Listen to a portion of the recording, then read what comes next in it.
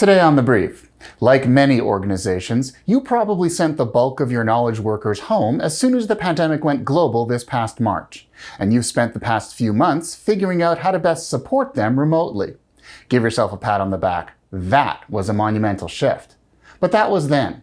That initial transition was temporary. You did what you could to keep the lights on, often in environments that had never really accepted work from home as viable in the first place. Well, now calls for more permanent work-from-home solutions are growing, and it's up to IT to come up with a better, long-term plan.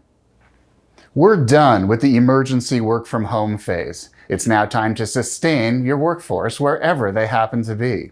You'll need to understand your more permanent options as lockdowns ease and some workers begin returning to the workplace. You'll also need to tackle hard questions like who can keep working from home? Who needs to go back to the office? What do the employees themselves want? How do you accommodate all of these often conflicting needs and support the business and stay safe? You'll need a framework to manage the process, a planned, integrated, and flexible program that meets the organization's and the employees' needs. We've got your answer.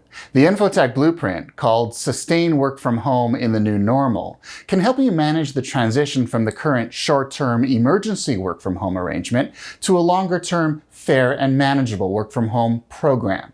Use it to examine traditional arguments against work-from-home arrangements, how COVID-19 has changed the remote work landscape, and what options are available as you figure out what a permanent solution looks like.